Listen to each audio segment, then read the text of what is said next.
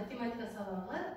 Сабағымызды бастамас бұрын бір-бірімізге жылы лебіздерімізді білдіре қойып, сосын ары қарай жалғастырамыз. Ол үшін барлығымыз орнымыздан тұрайық. Арақандарыңызды бір-бірімізге тигізе қойыңыздар. Тигізіңіздер. Жақсы. Бұлай ұстай қойыңыздар. Қараш партия басқа тоқтар сияқты. Бейнұр. Ал жылы лебіздеріңізді білдіре қойыңыздар бүгінгі сабағымызға. Ал кім айтып жібереді? Сабағымыз күшті өтсін. Сабағымыз күшті өтсін дейді, жақсы. Сабағымыз жақсы өтсін. Ал мына топтан Мен барлық класстағы балаларға ұшқыр ой тілеймін. Өте жақсы. Ал отыра қойыңыздар. Сабағымызды бастамас бұрын алдыңғы сабақты пысықтап алайық. Тездетіп дәптерлеріңізге орындай қойыңыздар. Жауаптарын жазып керек емес, бұл жерде 1 ай 2-сі деп белгілей берсеңіздер болады. Ондық бөлшек дегеніміз не? 4,15 ондық бөлшегіне тең бөлшекті көрсек, 1 ай 2-сі деп тездетіп белгілей қойыңыздар. Ал оқушылар болсақ, жауаптарын шығарып қойдым. Тексере қойыңыздар, өздеріңіздің плюс-минус салып тексере қойыңыздар. Сосын айта қойыңыздар, кімде қандай кемшіліктер болды, түгел дұрыс па?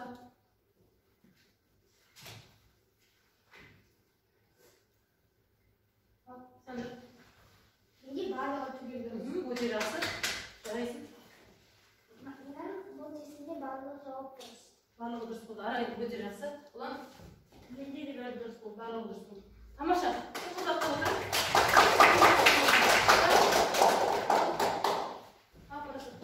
Менде бұл тестте біреуі қате. Біреуі қате кетті. Онда ережені үйде тағы қайталап қой. Тағы. Ал, Диана. Менде бұл тестте 2 қате болды. Қай жерден қателіктен білесің одан неден жібергенді. Жақсы. Сен де ережені сол қате жіберген неден үйден ережені қайталаймыз қосымша. Берас айтамын. Бөлшектер деген сөз көріп отырмыз. Тағы да. Қосу азайту. Тағы да. Айтамын Берас. Ондық. Және деген сөз көрдім да? Ондық деген сөз. Сонда қандай сөздер шығып жатыр? Ондық бөлшектерді қосу және азайту деген сөз шықты. Бұл біздің бүгінгі тақырыбымыз. Ал жаза қойыңыз. Ал оқушылар, бүгін ондық бөлшектерді қосу және азайту деген жаңа тақырыппен танысамыз. Болды ба? Енді бүгін сабақтың мақсаты. Бүгінгі осы жаңа тақырыбымызда біз ондық бөлшектерді қосу және азайтуды орындауымыз керек. Осы мақсатқа жету үшін біз бүгін тапсырмалар орындайтын боламыз. Бұл мақсатқа жету үшін ондық бөлшектерді қосу азайтуды бағанда орындауды үйренеміз, білулерің керек. Және түсіндіріп білулерің керек, орындап отырған тапсырмаларымызды. Сосын ондық бөлшектерді қосып білулеріңіз керек, және ондық бөлшектерді азайтып білулеріңіз керек. Ал оқушылар, ондық бөлшекке мысал келтіре қояйықшы. Тез. Кім айтады? Мысал келтіріп. Кез келген ондық бөлшегі. 10,17. Тағы да. 20,15. 20,15. Тез.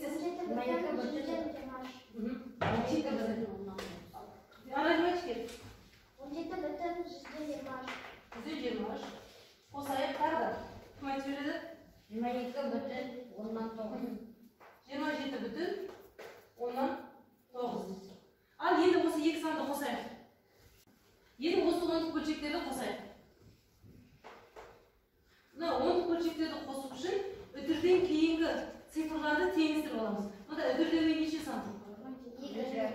Онда не тіркейміз?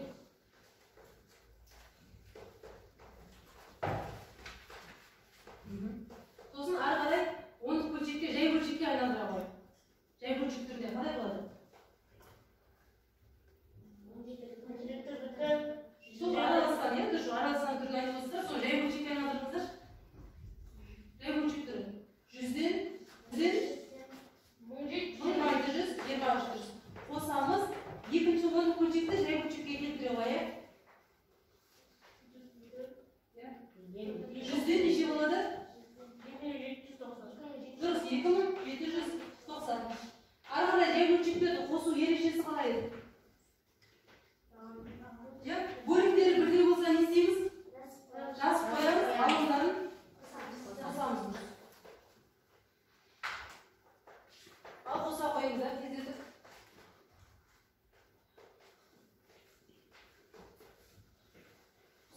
нешеге жетті? 1723 пен сонда 2790 қосылса 4510. Ал осыны 10 бөлшекке айналдыра қояйық. Неше?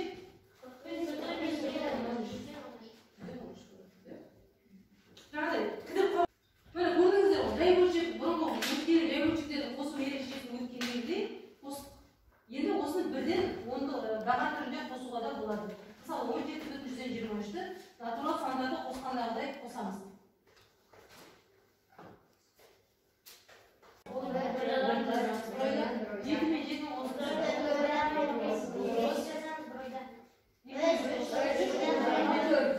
Сосын өтірдің астына өтірді қоямыз. Сонда біздер оны бөлшек шықты. Жауабымыз шықты ма? Бұл ондық бөлшектерді бағанда қосу. Жазбалап қойсын. Ал енді ондық бөлшектерді азайтуды қарастырайық. Ал кім мысал келтіріп береді ондық бөлшекке?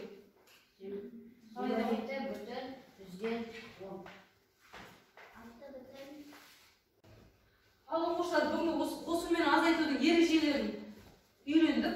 Енді қазір осыны есеп шығарып көрейік. Қалай қолданамыз екен есеп шығарғанда қосу азайту ережелерін. Міне мен қазір топтық жұмыс орындаймыз. 3 конвертті тұстағыдай қойыңыздар. Кім қай тұста алады? Сіздерге көместе ашып тапсырманы орындай беріңіздер. Ішіндегі тапсырмалармен танысып, топта бірлесіп орындай қойыңыздар. Әр топтағы топ басшысына мағынамыз Санжар, Арайдан, мына топта Айша. Ал бірге қойыңыздар. Осындай ғой. Сіздер жақсы.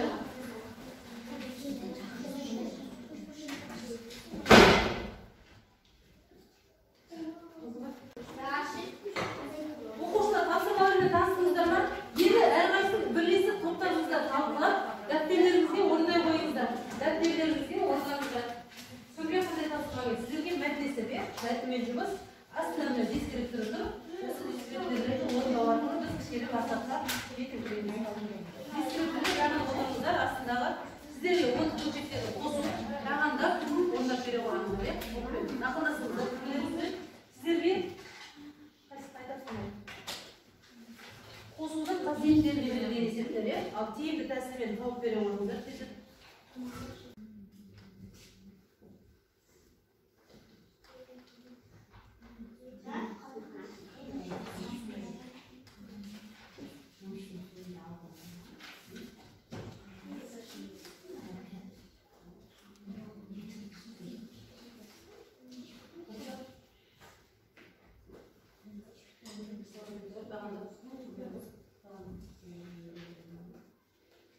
Оқушылар орындап болдық па? Қайтып бітірді. Жай бөлшек натурал сандар. Ал жай бөлшектерден бастайық. Сіздерге тапсырмаларыңыз қандай? Қайда тапсырма бере ғой? Ондық бөлшектерді қосумен азайтуға берілген, ондық бөлшектер дискрипторы қосалады, ондық бөлшектерді азайта алады дейді. Ал көрейік. Мына дискрипторден кім жақсы орындап өтеді екен? Қайсы? Бір-бір орындап қалып келе ғой. Бір-бір есептен алып, тақтаға бағамдап шығарғанын көрсете қойыңыздар. Берген ма?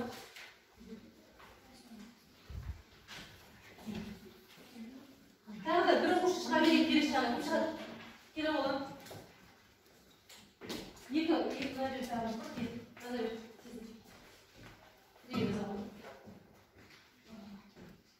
Қалған оқушылар қайсы тексере берейік? Орын берілген.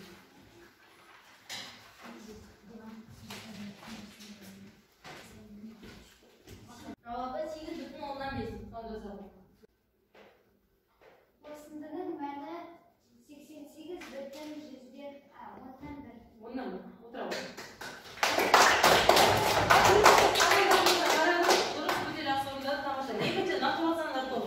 Sizlerге ауыстырып қосудың қасиеттерін орындауға тапсырма берілген. Ал келе қойыңыздар, Санжар. Қалған оқушылар дәптеріңізден тексере берейік. Тақтағы біреуін орындап көрсетті ғой. Қалық қасиетін қалай қолдандық? Мен бұл есепті керімдік қасиетімен орындадым. Қасиет қолдандық. Қасиетін қолдандым. Бірінші мен 2,3 пен 1,7 қостым.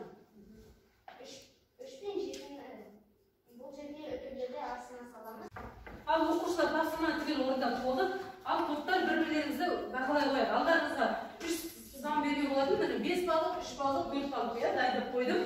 Соны бір-бірлеріңізді бағалайсыздар. Ондық бөлшектер натурал сан тоғын бағалайсыз. Натурал сан жай бөлшек тоғын бағалайсыз, жай бөлшек ондық бөлшек тоғын бағалайсыздар. Ал кім бастайды? Кім бастайды? Мен жай бөлшек тобын 5 балға бағалаймын. Олар барлығын жақсы жасады және ережені дұрыс айтты.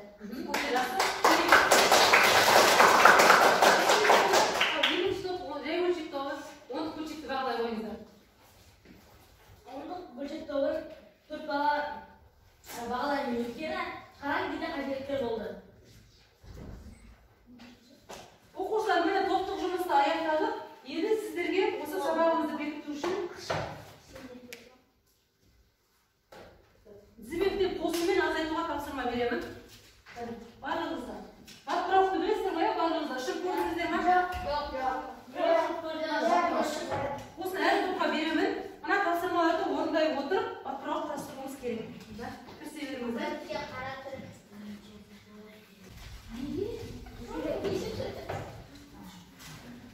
Келесі топқа.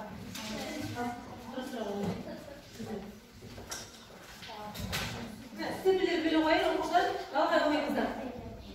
Кішкентай түсіндіріп жіберейінші. Мына қараңыздар оқушылар. Міне былай. Мысалы мынаға екі қосынды тұрып, мына атпырауықтың соны мынадан бастайсыздар. Міне соны. Көріпсіңдер ме? Мынада айыры бар жер бар ғой. Соның қосындысы келесі бір бөлшектің басында тұрып, сол арқылы жалғай бересіздер. Мысалы 12 қосында келесі бөлшекте тұр жалғасы. Сосын степелермен жалғай отырыңыздар, ал қайтып бірінші болады екен. Егер дұрыс тапсаңыздар. Сосын бәрін біткеннен кейін соңына бақырауды жалғап етіп степелермен сайлаймыз.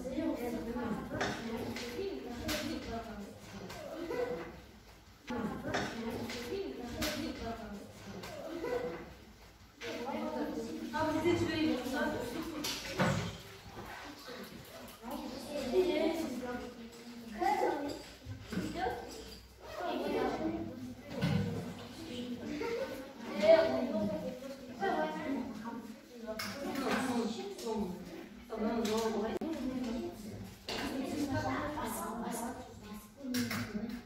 Ең соңына бақырауды тапсырамыз.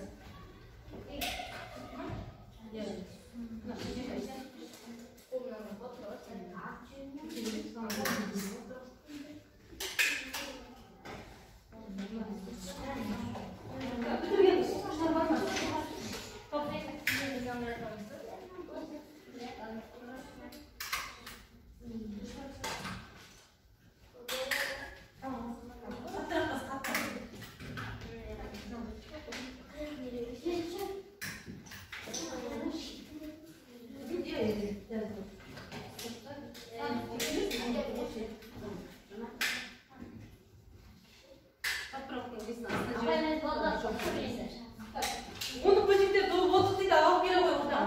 Кім алып келеді? Алып келеді. Үйелер алып келе қой. Тезете ғой. Балдар көзі.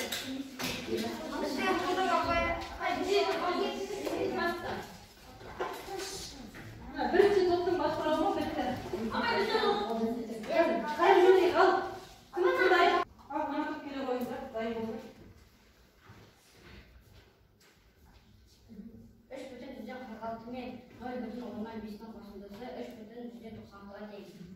15 мен 9,86-ның айырмасы 5,14-ге тең. 5,114 мен 0,10-ның айырмасы 4,. Ал оқушылар, бүгінгі сабағымыз осымен аяқталды. Ал сабаққа кері байланыс бере қойыңыздар.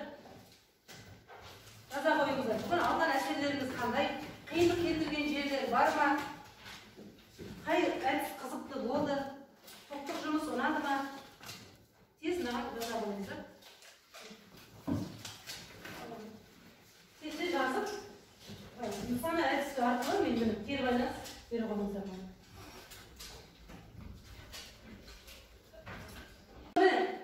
Кері байланысты нысана әдісі арқылы береміз. Мына жерде мына қызыл түстің ішіне ештеңе мүлдем түсінбей қалған оқушылар болады, солар қыз мында жатырыңыздар. Кішкене сары түске жапсырамыз. Ал сабақты өте жақсы түсінсеңіздер, жасыл түске немесе айналасына жапсыра береміз. Ал бітіргендеріңіз болса, келіп жапсыра беріңіздер. Алған әсерлеріңізді жазып қойғандарыңыз. Ал оқушылар, сабағымыз осымен өз мәресіне жетті. Қазір үйге тапсырма ала қойыңыздар. Бағанан бері топтық жұмыстың барлығында тапсырмалар оқулықтан алынған. Қосымша мына нөмірлер ала қойыңыздар. Үйге күнделіктеріңізге жазып алыңыздар. 785-81-ші есептердің жоқ нөмірлерін аламыз үйге. Жоқ нөмірлері.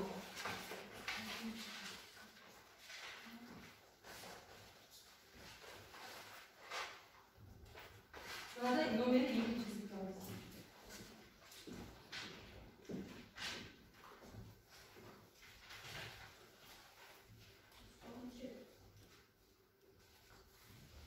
Жас болсаңыздар, осымен сабақ аяқталды. Сабаққа жақсы қатысқандарыңызға көп-көп рахмет. Белсенді қатысқан оқушылар өте көп болды. Сау болыңыздар. Сау.